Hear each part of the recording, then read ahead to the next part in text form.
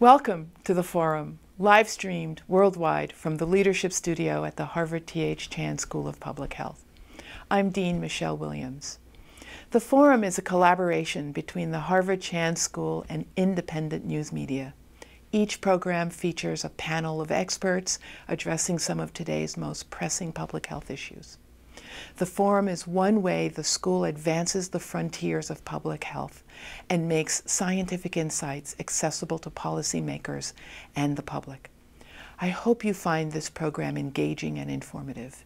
Thank you for joining us.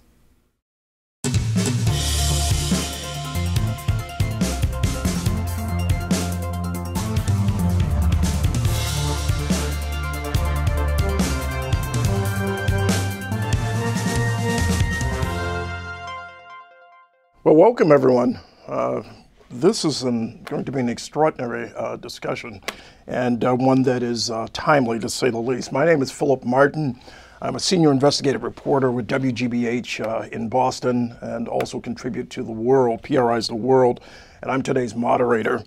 Our panelists, starting from my immediate right here, are Oren Siegel. He's the director of the Anti-Defamation League Center on Extremism. We also have David Williams, my friend David Williams, who I've been on the panel with, who's been on the panel with me, or I've been on the panel with him several times.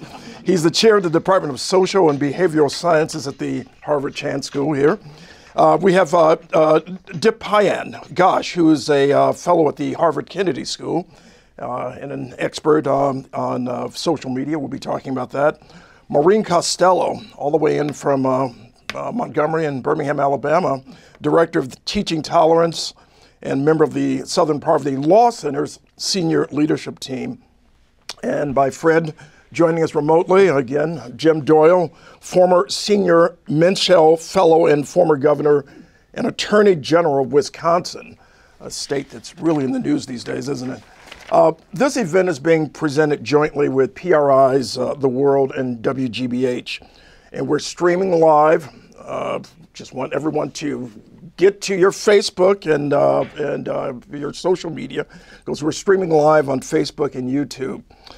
This program will include brief questions and answers, and you folks can email questions to the forum at hsph.harvard.edu. I'm going to repeat that again, the forum at hsph.harvard.edu. And you can also participate in a live chat that's happening on the forum site at this very moment. We've seen it. All you have to do is turn on your television, turn on your radio. You've heard people and seen people marching in Virginia shouting, the Jews will not replace us. We've seen a synagogue where a massacre took place. We saw a supermarket, people going out shopping and shot to death because of the color of their skin. Acts of hate and racism, whether online or in person, are painfully visible these days.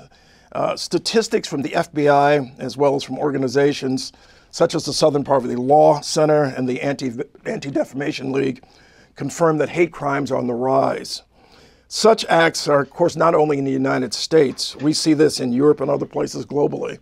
Just take a look at the streets of Poland, or look at Hungary, or the Philippines, or Brazil, and you see that what they have in common, besides the populism, that is the term of choice, is a lot of hate.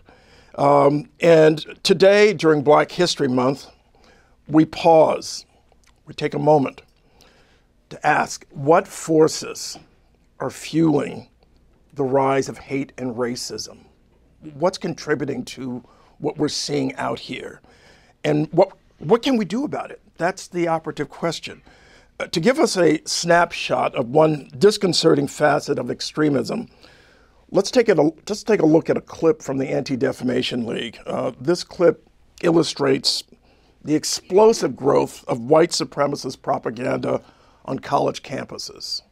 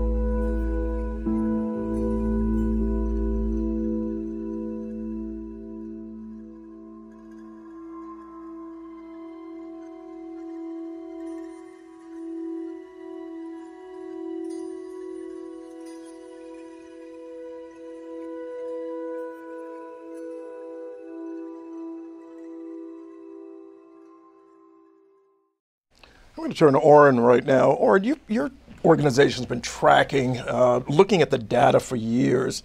What exactly is going on? I've seen posters, for example, at local colleges in Boston, basically where folks have essentially been recruiting. Can you talk about how what the data shows and how you've been tracking these organizations? Sure. So at ADL, we're tracking both extremist-related data, but also hate incidents and hate crimes of all types. And I think the discussion today about what is driving hate and racism and what we can do about it really needs to start with the data. So what I'd like to do is just provide some of that.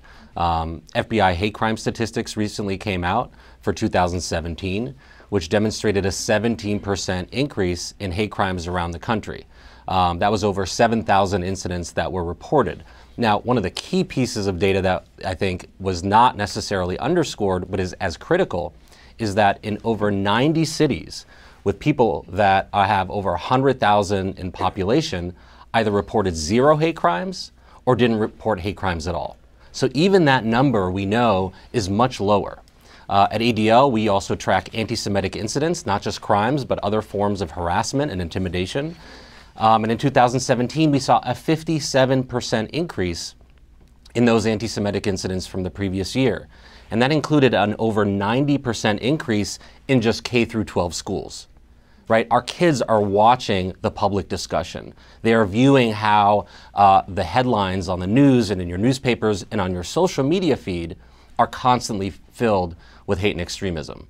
And the last point about this, to the video that we just saw, we've actually seen a 500% increase in white supremacist propaganda on the ground.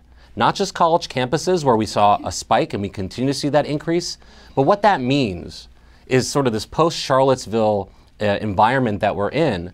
White supremacists may not be as comfortable, showing their faces at a rally, but what they're doing are finding other clandestine ways to amplify and spread their messages through propaganda spread out not only in small towns, but literally in every major city that we see. And last point, we also track extremist-related murders at ADL, and we've been doing so since about 1970. 2018 was the 4th deadliest year related to extremist-related murders. We saw over 50 people killed by extremists, and 98% of those were by right-wing extremists, white supremacists, anti-government types. And when you look at the past 10 years, of all the extremist-related murders, about 427, 73% have been carried out by white supremacists and other homegrown anti-government type extremists. That may not necessarily connect with some of the narratives we hear in the news every day, but these are the statistics we need to account for as we have this discussion about whether hate is rising or not. I'd like to see how those statistics also connect with David Harris's research. David, your work is evidence-based, as you've described it. You've studied how discrimination, including racist language and attitudes on prejudice, the effects of health of those who are in the crosshairs. You've talked about that impact. Tell us more about what you and your colleagues have found.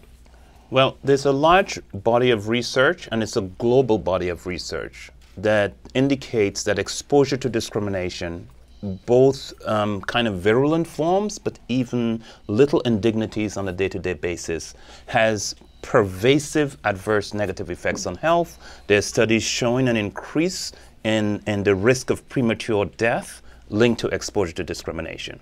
What the research is also showing us that is very relevant for our conversation, that it's not just the incidents that are targeted at you individually, but if you live in a community with higher levels of prejudice, studies show African Americans who live in such communities across the United States, such counties across the United States, have higher rates of death.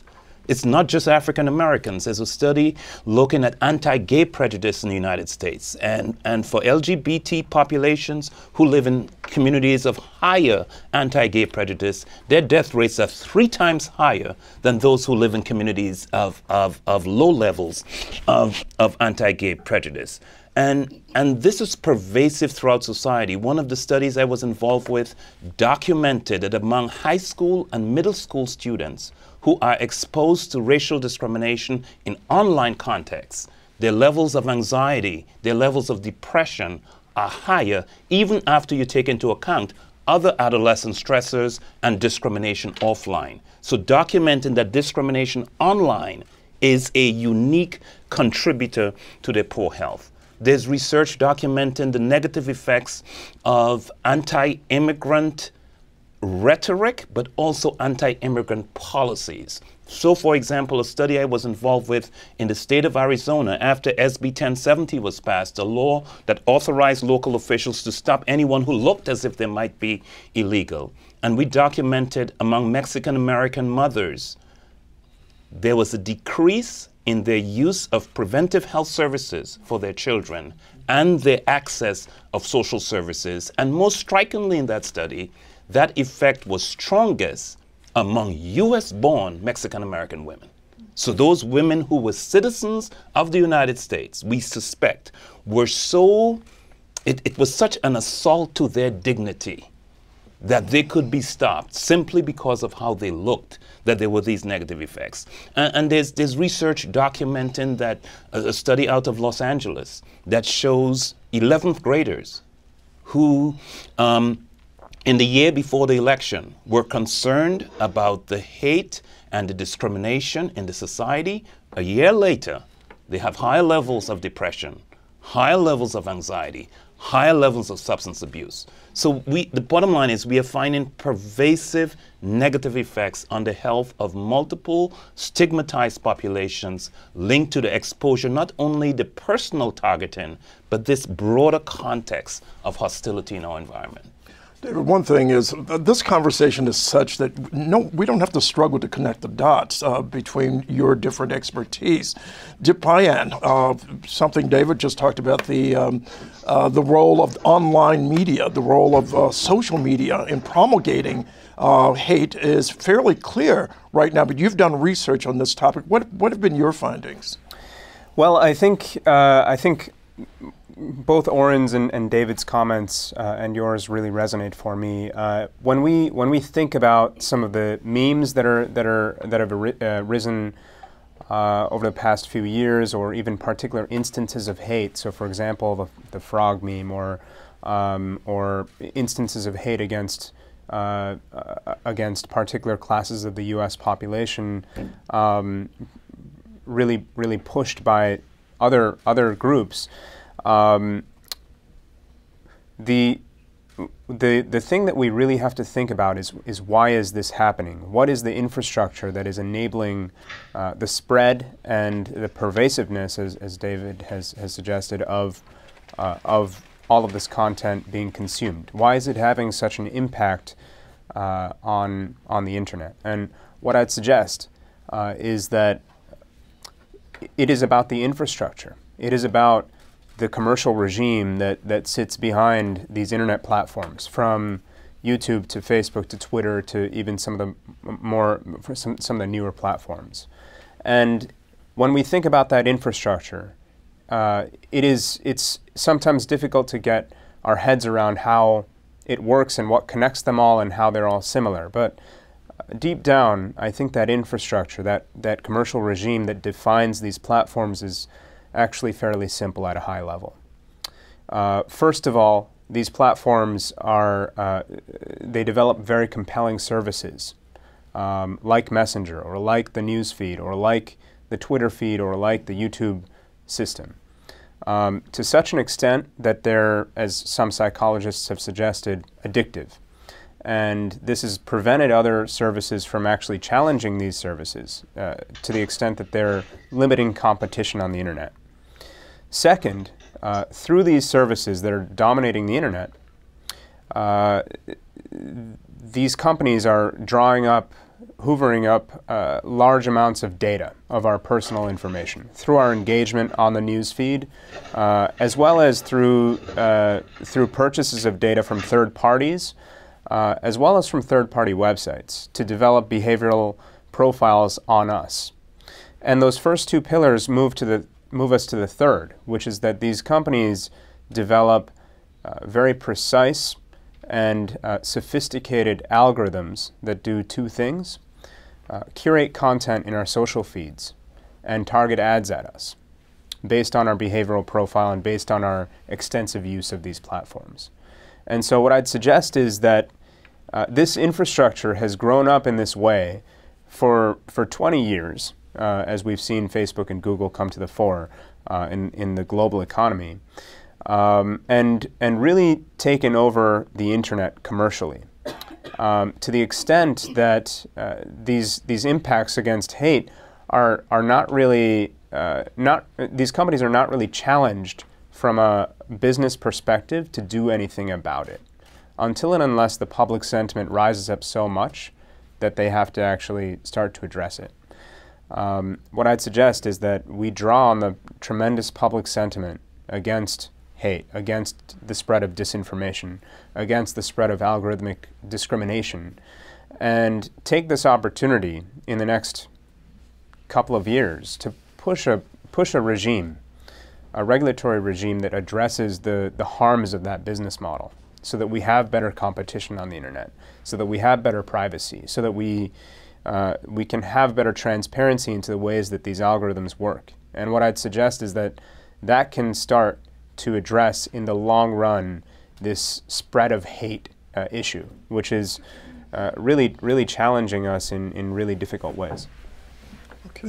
The content, online content that you, Oren, David Williams have talked about, this stuff, of course, is being consumed by everyone. It's across the board.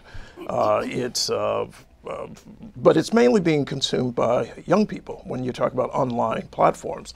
And we talk about teaching tolerance, both the name of the organization and an objective of the organization.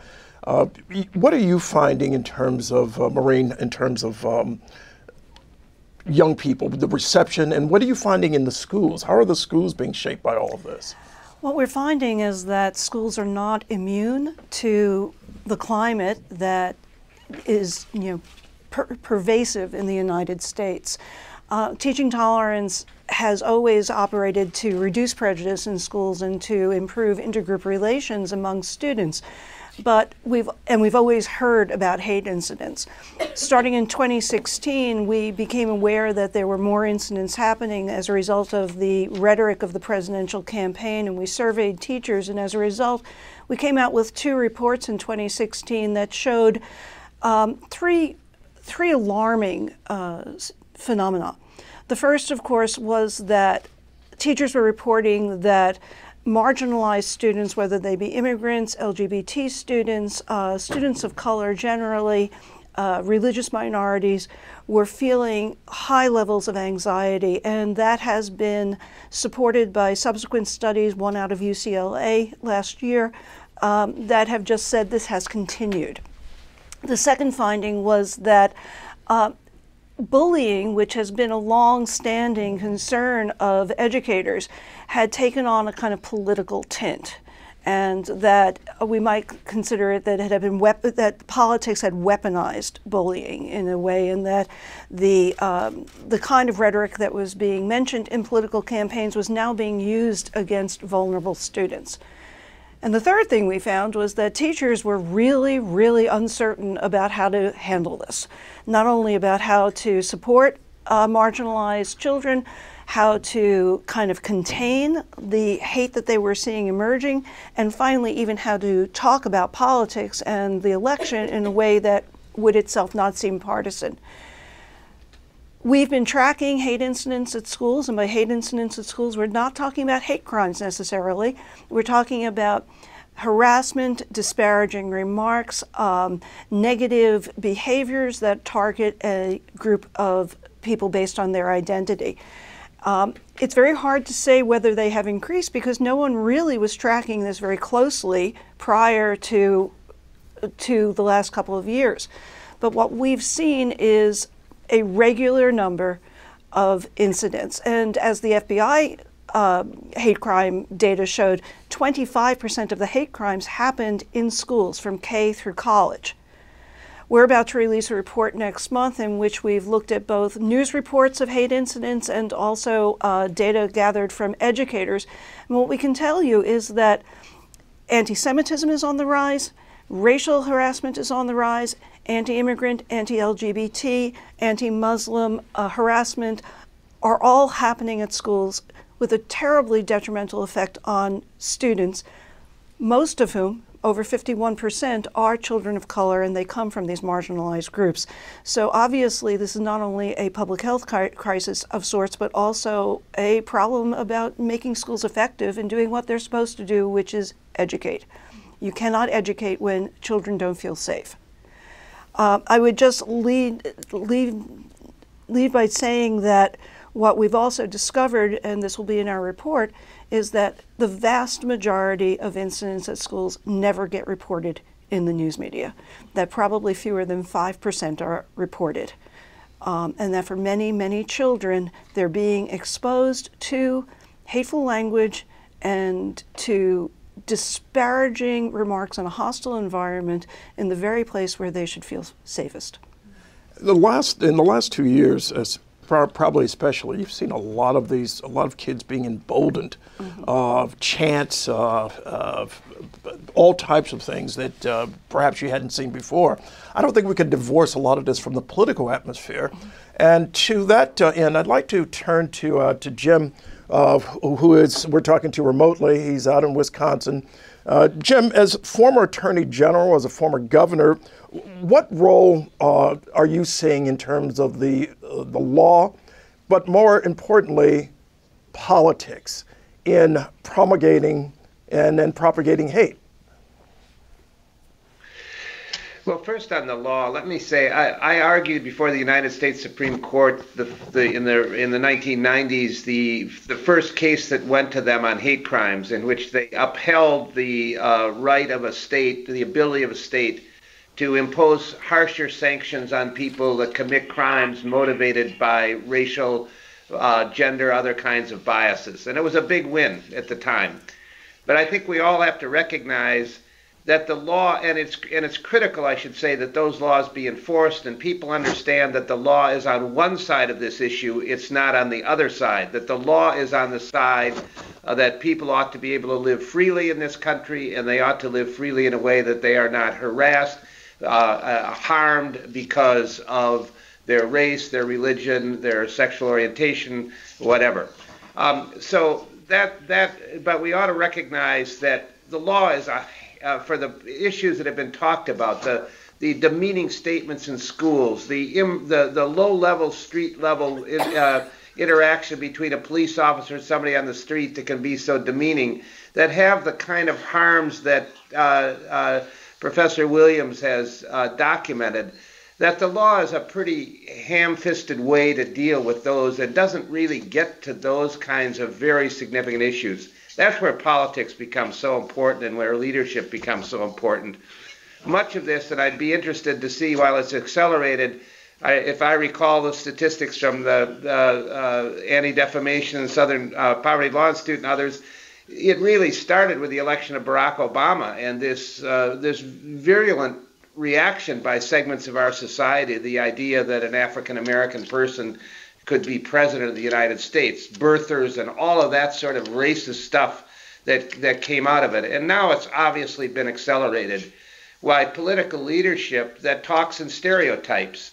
And that's what's so harmful, these horrible stereotypes that brown people coming across the borders are criminals, that African-American people, the stereotypes they've dealt with in my world of law enforcement that's been so harmful is there's somehow some kind of inherent criminality that we all have to be very scared about that is existing there. Those kinds of large stereotypes that come from political leadership, from our president, let's just say it, I mean, when you have a president that talks in terms of people in these kinds of groups instead of Americans as American citizens, as immigrants, as individual people with hopes and dreams, some most good, some bad. You know, when we have someone who sees the world in these and talks about it in that way, and then you have the obvious, when politicians start drawing equivalencies that what happened in Virginia was sort of equal on both sides, that has a horrible effect on our political atmosphere. But what concerns me is what Professor Williams is talking about is the effect on people that hear that coming at them. an African American student working hard in school, trying to get ahead, who hears leadership talking about the people of African American background with that kind of dismissive attitude, it has terrible harmful effects, and it does in the law as well, because these attitudes do then pervade the policing on our streets and lead to some of the terrible incidents we've seen. But even more, the lower level, I shouldn't say more, but equally important, that lower level, that kind of routine stop on the street in which a young black person is treated in a particularly aggressive way that a young white person might not, has very serious effects on how people see the government, how they relate to the government, how they see the political process, where they see it as something that's out there to try to help them.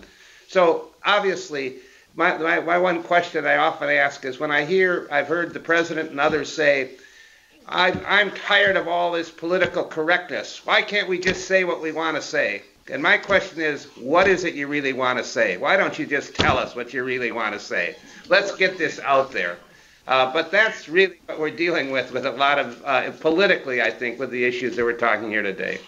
Well, one of the things I'd like to do is even explore this. We might not have the time to do it here, but even explore the term political correctness. What does that mean usually and often? And the other point that you just made, and I'm going to address this to our panel in a few minutes, is that about the role of the president. It's the elephant in the room. But it's one that I think we have to explore. Before we do that, I want to turn to another clip. This one by Teaching Tolerance. This is a clip, part of a film they put together called "Mix It Up at Lunch." Mix It Up Day was a very fun day. I got to see more people mingling and getting along with people that they usually don't necessarily talk to or even look at. And it was a very fun thing to see that people were being proactive and getting in with other kids. I loved the whole day. Even though it seemed chaotic, I loved everything they did, because it's our kids speaking to our kids, which is what we need. We need interaction between our students so that they understand, and hopefully, even though they took it as acting or just singing, they'll go home tonight or this afternoon or even think about it tomorrow. You know, what they said really will make a difference if I just stand up, or if I learn that I'm different from somebody else and it's okay. And that's my message that I hope they perceive from today, whether it be today, tomorrow. But I think the whole thing was a shining moment for me, just to have them involved and work with each other. My advice to give to other students is to keep their eyes open. Don't shut off and jump to conclusions, to just participate, because I promise it's very rewarding in the end.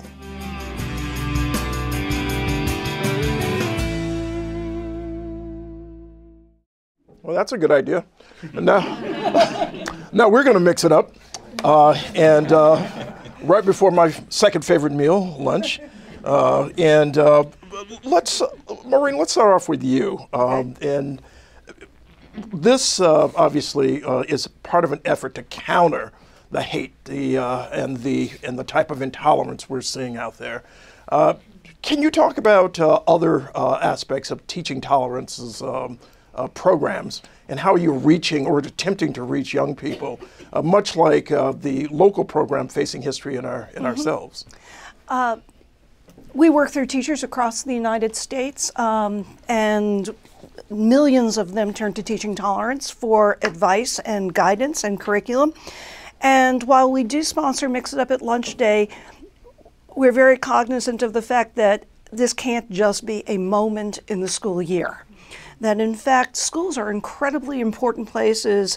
They're crucibles for building the society that we're all going to live in 10 years or 20 years. And they are also one of the last common institutions standing. And so I think that it's a time that calls for more investment in making sure that schools are doing their jobs to counter hate and to build that good society. What does that mean? all of our work is guided by something we call the social justice standards, and they're based on 4 pillars: identity, diversity, justice, and action. The idea of identity in our vision is that schools should have this at the center of their vision, so that as they look at students who come in, they want every student to find in school a place where their own identities, whatever those identities are, be they religious, racial, sexual orientation, whatever, can be affirmed, and basically that they can have positive identity development. Secondly, that they develop a curiosity and obviously have exposure to people with different identities, but that it's a healthy, open-minded curiosity of, I know who I am, tell me who you are. The third is we want children to have a commitment to justice, and that shouldn't be very controversial. I mean, it is part of the Pledge of Allegiance that we want justice for all, and we want children to be able to think critically and recognize injustice when they see it. And finally, we feel that the end of all education has to be a capacity to take action, to work with others to address injustices, and to do the work that we're all called upon to do, which is to make this world a better place than we found it. And so for us, it's about encouraging peer relationships. It's about encouraging schools to have daily interactions among students and adults that bring them together. It's curriculum-based, explicit curriculum about prejudice and about stereotypes, but also that builds community. Implicit curriculum that exposes students to the lived experiences of others. This is incredibly important, and there's lots of good research that has shown that when students learn about the history of discrimination, they, in fact, their attitudes, their discriminatory attitudes decline and decrease. So we should be honest in our curriculum about the warp and the flaws in our history. And finally, I think the most important thing, and school leadership is incredibly important here. Not every school in this country is a cauldron of hatred. We hear from a lot of teachers who talk about how this doesn't happen at my school, and they always point to school leadership who really walk the walk as well as talking the talk. Kids learn from adults, and they learn from each other. And so what matters is not only what we say, but also what we do. And that means that we have to greet every person who comes into that school and treat them as a deserving human being who deserves our respect. You know, it's funny that when I'm thinking about the whole notion of trying to engender empathy, which is which is what your program does, which is what the World of Difference program does. You're also dealing, however, with a larger message that's coming across, for example, oftentimes on Twitter, a huge megaphone that certain individuals have in order to promulgate a particular message. And one question I would have for Oren and in the context of that is, how do you basically get to a point where you think you're reaching, where you actually are making a world of difference when you have that bigger megaphone out there that might be drowning out your message? Yeah, I mean, this is a battle for hearts and minds at the end of the day, right? So in the Center on Extremism, we believe sunlight is the best disinfectant. You need to expose the extremists, you need to expose the hate so that people can frankly understand what they're up against. But our work would not be enough without our educational resources. So World of Difference, for example, it trains not only students, but teachers and their parents, not only how to identify bias, we're pretty good, right, at identifying what is racism, anti-Semitism, what is Islamophobia, etc. But you know what's more important, and this is a lesson from the Holocaust, is to have people to say, I'm not just going to sit around and do nothing about it. You're training kids, and often this is peer-to-peer model as well that we have at ADL, and that gives it a little bit sort of more legitimacy for younger people, but to say you have a stake here, you have a role. We will teach you how to identify bias within institutions, within others, and within yourself, and then we are going to arm you and help you to speak out and challenge that bias and that racism. That makes my job as somebody who's tracking extremism easier, because I know there's an army behind me who are going to be able to call it out and do something about it, right? Deborah Lipstadt said, anti-Semitism starts with the Jews, but it doesn't end with the Jews. The same is true for all forms of hate. And look no further than Pittsburgh, where here's an individual who attacked 11 people, the largest massacre against Jews in this country's history, and who was motivated by an anti-immigrant sentiment, talking about the caravan, talking about sort of the social media hate of that day. And he targeted Jews because in his conspiratorial white supremacist worldview, the Jews are controlling our immigration policy. So by teaching kids of all different backgrounds, religious, races, etc., that helps in the fight against anti-Semitism. And the fight against anti-Semitism helps fight all forms of racism and bigotry. That's what we're trying to teach our kids in our schools. Oren, and just a good segue to David, you know how to talk about this stuff. You know how to talk about this stuff. All of you're conversationalists. David, a lot of your research is based on conversations that take place between individuals and the amelioration of discrimination as a result of those discussions. Talk about that work and what conclusions are you coming to in this age of heightened anxiety and hate, if you will? I think we need, as a society, to find safe places where people can talk. If someone, because of their background and understanding, said something that was inappropriate, they're not castigated and excluded. So I think creating those safe places generically is one thing that all of us need to be, because there's a sense in which Kellogg Foundation had a program called the Truth, Racial Healing and Transformation. People don't assume that everyone has the same level of knowledge that you have. And there's a term in their socialization that was used that didn't think it was a problem, and now they're learning it's a problem. So I think we need to be patient with each other, but be committed to firmly but lovingly raise issues and provide truth. There is a study I want to talk about. It was published recently, very elegant study published in Science, where a group of researchers took political canvases and sent them out to Democratic and Republican voters, and had these canvassers allow the voter they were talking to do most of the talking. And their job was to find ways to link an experience in the life of the canvasser, to think of some experience they had when they had been treated negatively, and then to link that to how transgender individuals would feel when they are treated negatively. And this showed that this kind of conversation was effective in reducing prejudice against transgender individuals. It was effective in increasing levels of support for policies to ensure anti-discrimination legislation towards transgender individuals. And what they would say is the key is the specific language and conversation that was used to engender this. And this organization out in Southern California who does this work, they tested 13,000 conversations first to find the right kind of conversation that nonetheless can open the door to help to build empathy. And I think the building of empathy, of putting ourselves in the shoes of another, is one of the keys to building the kind of tolerance that we need in our society. One of the cauldrons of that we're seeing where empathy is basically being challenge where it's contravened, it seems to be taking place online. I think about Reddit, for example, which has become a platform for abuse and for a lot of haters. And Dipayan, how are you basically finding Reddit and other social media platforms?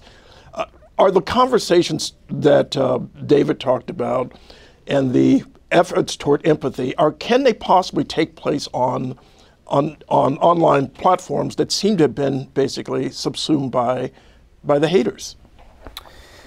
Wow, it's very difficult, I think. I think it's very difficult. To cite another study, a different study, MIT researchers showed about just a few months ago in a paper, I believe in Science or Nature, that falsehoods travel 20 times faster than the truth.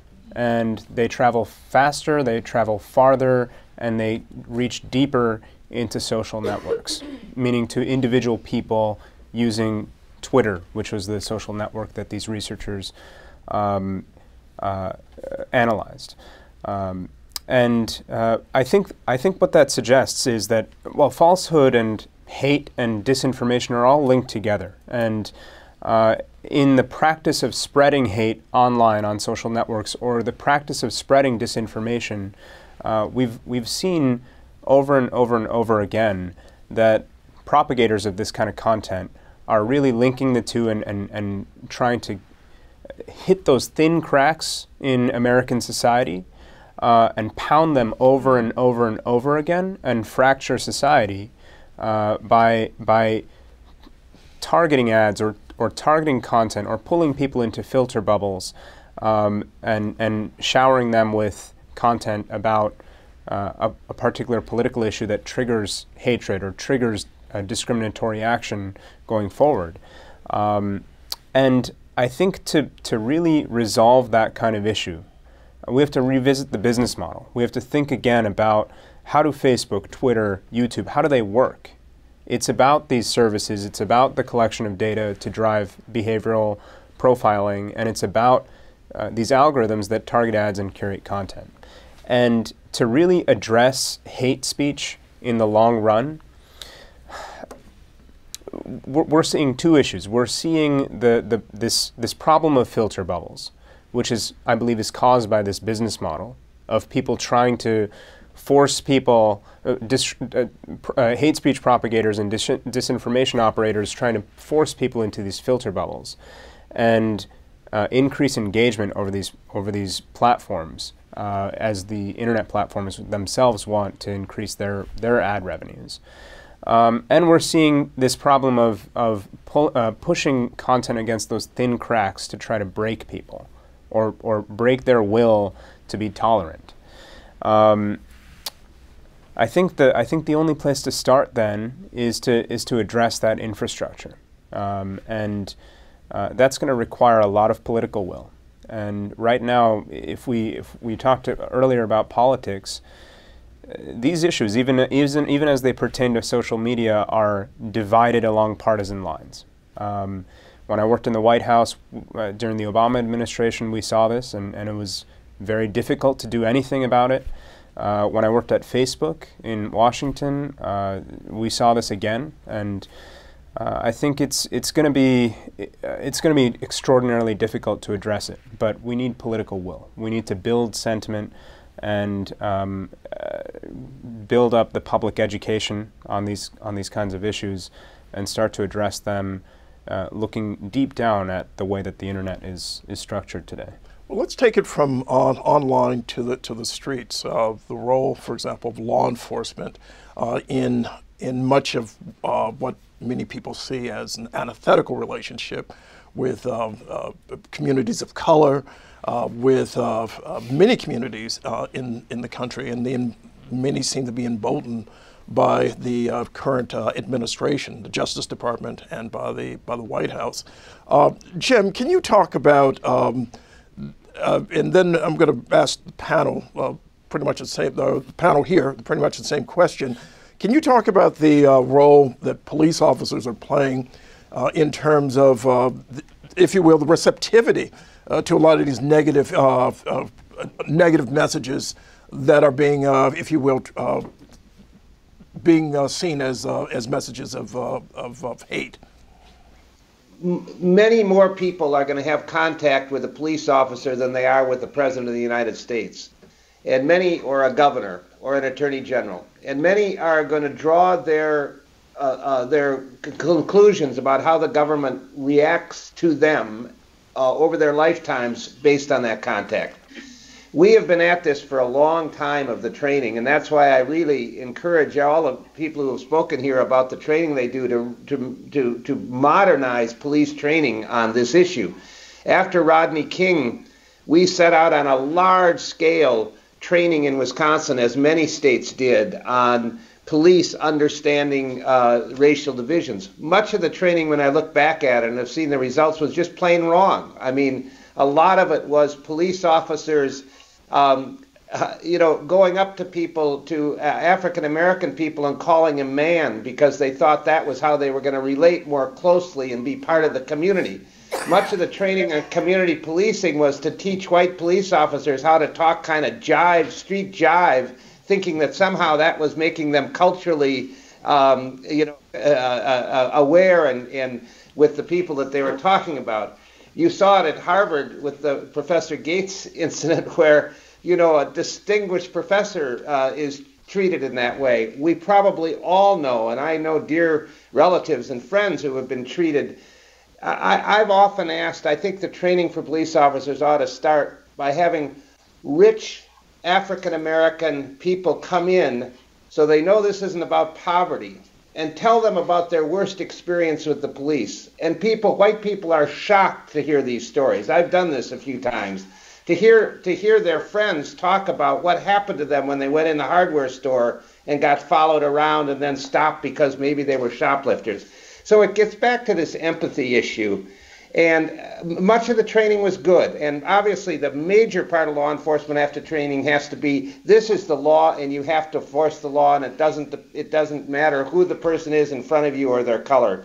But when you get into these deeper assumptions that people have, and many police officers are not immune to them, that for some genetic reason, black people have more criminal disposition than white people, that's at the heart of much of what we're talking about here, and that gets reinforced politically. So I really encourage the kind of training we've talked about and we've heard about in the schools and others, particularly about empathy, to really have that be the training that moves into the law enforcement realm as well. I want to make one other point, if I can, about politics quickly. We've come, unfortunately, in this country now to two parties that are, one is almost an all-white party, and one is a party that is made up of most racial minority, some white males, and about half of the white females in the country. If you just look at this demographically, that's not a good place for us to be politically, because the white party has to maximize its white vote in every election. And the way you do that is to get white people, the majority people, voting as a bloc. And we saw this in the South after the Civil Rights Act. Nobody thought in the South that Republicans someday could get, 75% of the white vote. They said that'll never happen. Well, it's happened. And now you are seeing that same thing happening politically. And the result is on the messaging issue that we've talked about, there are political incentives now that are exploited, as was just described on the internet. What do we know about what the Russians did? Some of that's come out as they exploited racial divisions by putting all kinds of stuff out on the internet that both after police shootings that inflamed both sides. That's how they know they can get to us. And our politics is now driving us into that same position where one side benefits from inflaming it and the other side benefits by trying to make sure that all of the people of minority background in the country are voting for their party. And we now are in a very, very difficult political place. We've been here for a long time, but it has now gotten, if you just look at the numbers and the vote and how it breaks down by race, it is just stark. We have parties that are divided on this issue. I could tell you, we could talk about this, folks, for days because it's so much to talk about. We have time at this point for just a few questions from our listeners and our viewers. This question is from Michael, and he says, clearly there are a host of levels that impact racism, institutional, cultural, etc. What is our best chance of changing racism on an individual level? I'm going to direct this one right now to David and then to the rest of our panel. It's a big challenge. I think I would say we need to raise awareness levels. So what's happening with teaching tolerance so that people are knowledgeable.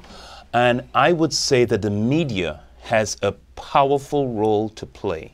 We have seen, now I'm not suggesting in any way, shape or form that we've solved the problem, but we have seen striking declines in the levels of prejudice against LGBT populations in the United States. That has not happened by chance. Much of that has been linked in scientific research to explicit strategies that were implemented in the media that has led to reductions of prejudice. And I think we we need to change the culture. We need to change what people think, and the media and other larger cultural institutions like religious institutions can also play an important role in changing the very culture around these issues. Oren?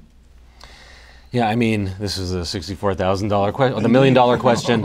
I mean, I do think this, you know, in tracking extremism of all types and narratives, especially online, I am always disappointed by the lack of content that tells the other side of the story, right? So if you go onto YouTube and you put 9/11, you want to learn about what happened, and younger people are not quite sure what happened because they weren't alive. It's only a couple of suggestions, right, away from conspiracy theories. And these are our more mainstream platforms that are being exploited by those who are giving these false narratives, these hateful narratives. So I do think creating an opportunity for people to create content, not just that counters it, that's difficult, but to have a place to develop your own narratives is part of that effort of creating critical thinking. You know, not only think about what you're seeing and what you're bringing in, and think about who's trying to sort of fool you and try to trick you and brainwash you into having these hateful beliefs, but you need to have an opportunity to then leverage other types of content.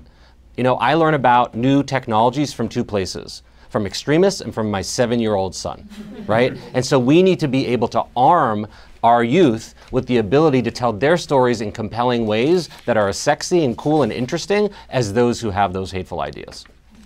One of the questions I do want to ask, and the little time that we have, is Marina DePayet, are you seeing, what is the impact of what we're seeing outside of the United States? What impact is that having on, if you will, thoughts about tolerance, intolerance here in the United States? Out of Hungary, for example, where you see Roma under assault, where you see immigration has become an issue that has been defined as us versus them, like here in the United States. What's your view about that, the impact? I don't think that we're seeing it explicitly on school children, for instance, or even on educators, but I think that a lot of the language and the ideas that are coming out of Europe are being amplified in social media here in the United States, and nobody is paying attention to where they're coming from, basically. So I think that the notion that just because they're across the ocean they don't affect us is just untrue. Just to add to that, I completely agree with Maureen, and we're definitely seeing some really nasty themes come, particularly from all over Europe, Eastern Europe, Western Europe, Northern Europe, that are, as Oren and I have researched a little bit and spoken about, driven from this idea of identitarianism.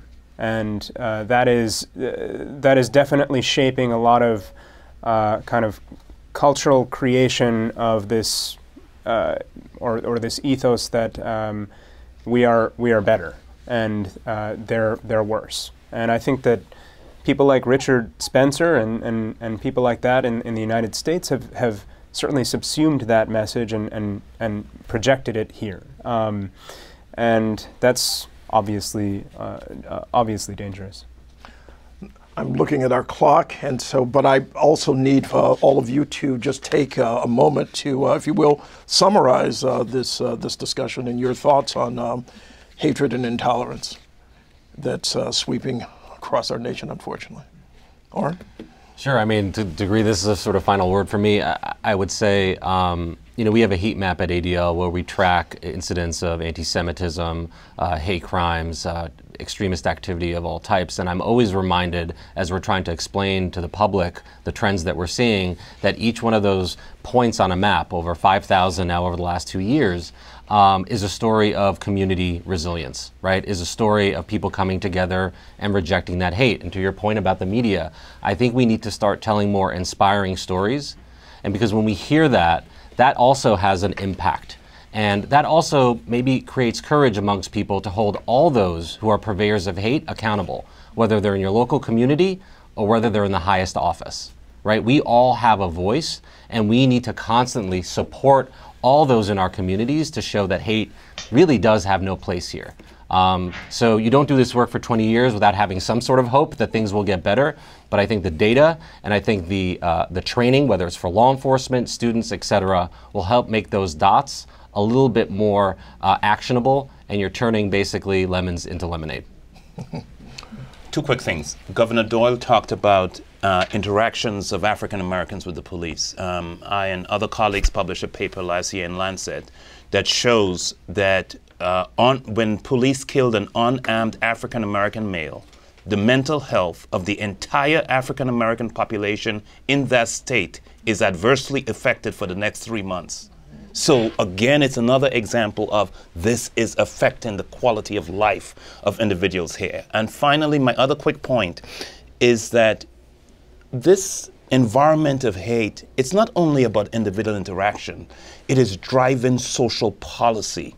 And we are leaning towards policies. There are policy proposals right now in Washington, D.C. that will destroy the social safety net as we know it today. And we don't have to guess about what would happen. In 1981, the Omnibus Reconciliation Bill, early in the Reagan administration, let 1 million people lost food stamps and 600,000 people were dropped from Medicaid, and 250 community health centers closed in the United States as a result to cuts to social services, and there were pervasive negative effects on children, on pregnant women, on the elderly in the United States. So we have to look not only at our interactions, we have to look at the policies that we decide, driven by false narratives. I'll also share just two quick thoughts. First, addressing the online space. Again, I think these internet platforms are designed the way they are because they're designed to increase engagement. And there's no regulatory regime that sits above them right now that tells them, no, you can't do that. You can't spread hate. You can't spread discrimination.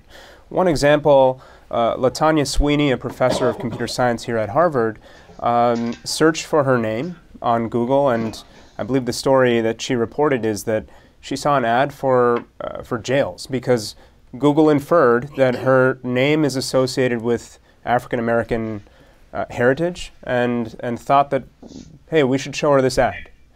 In another example, Google, when kids were searching for gorillas on Google Images, people saw images of minorities in the United States. These systems are designed to drive engagement because they want Professor Sweeney to click on that ad because they think that that's going to drive engagement. They want people to, they design these algorithms in ways that encourages clicks and encourages bigger ad spend. So my first point is that we need to address that system. We need our leadership to understand how these systems work and start to address them at their core. Second point is just a broader one, which is that I think our leaders in society, from politicians to actors and actresses, thought leaders, need to be more honest and need to speak up. I think just one example, this didn't come up yet, but with Liam Neeson we've seen over the past few days. I want to highlight not just what he said, which was honest to the public, which I appreciate at some level, but also what a soccer player, John Barnes, of African origin, but who played in England, how his reaction to Liam Neeson, and his reaction was one of great appreciation for the honesty, instead of just kind of the traditional media reaction, which was that, wow, Liam Neeson is a horrible person, and we need to vilify him. So I would appreciate more honesty. We've seen that in the U.S. Congress as well over the past week. So just two quick points. Thank you. Marie? Okay. I think we're going to win or lose this battle in the schools, basically. If we do not orient our schools towards the vision that they are, in fact, building the society that we're going to live in the future, we have lost. We've been focusing a lot in schools on college and career readiness, and we really have to focus on kind of social and emotional readiness as well. I mean, the ideal policy change is to really make integration a focus of our school policy.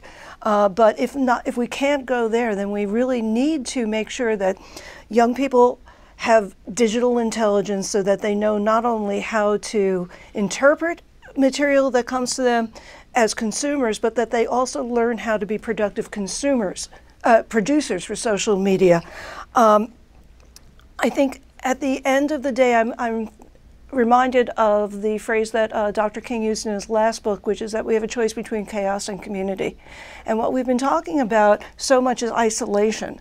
Hate grows in isolation, and schools are places of community.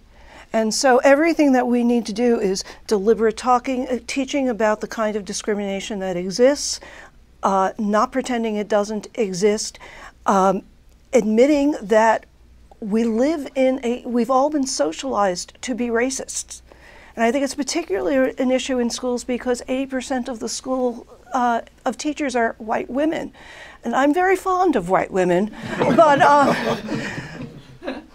but they carry with them, we all carry with us implicit biases. It's one of the issues that a lot of good police training has tried to address, and it's something we have to address with teachers as well. But we really, really need to decide that this next generation has to be better than we are generally. And Jim, in Wisconsin, please, your last words. Well, not your last words. your words today.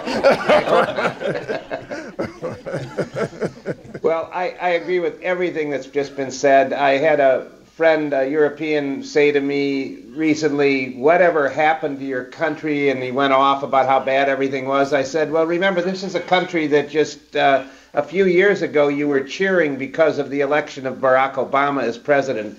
And it's not like everybody just suddenly moved out of this country and a whole new group, new people moved in. But what happened is we are a complicated country. And while we've talked about the problems here, we are a country of great tolerance and of acceptance. And in our schools and churches, and much of it, the work that's being done here, police officers all across the country are doing really, really important things on this. So I'm going to end this, if I could, just politically, which is in Wisconsin, and we weren't unique. In this last election, in November, we had more people vote in an off-year election than at any time since the Second World War, and a massive turnout at presidential levels. And it was a very, very close vote. And I will say the person I wanted to win won, but that's beside the point. The point is, we do have a very, very engaged political world right now. And all of the education we've talked about, the issues of implicit bias, of tolerance, the more we talk about that in all the ways we've talked about here today, really affect how current voters and younger people who are going to be becoming voters will vote. And that's how in a democracy, back to Professor Williams' comments about the policies that make the difference, that's how we try to make sure the policies we want are effectuated. And so it is really critical that we have a very, very engaged political body. And I'll give President Trump credit for this. He has truly engaged the American people. And we are seeing voting turnout like we have never seen before. And that's a good thing. And that politically is the way you address these issues. Jim, thank you. And on that note, I want to thank our panel, Jim, Maureen, Payan, David, and Oren. And I'd like to thank you, our audience, for taking part in this forum. Let me mention also that's something that's coming up on March 4th, another event. And I'm going to read this. This is the Dr. Lawrence and Roberta Cohn forums, Deaths from Pregnancy and Childbirth. Why are more U.S. mothers dying, and what can be done? This is also presented jointly by PRI's The World and WGBH. I'd like to thank you, and I'd like to thank our panel. Engaging discussion.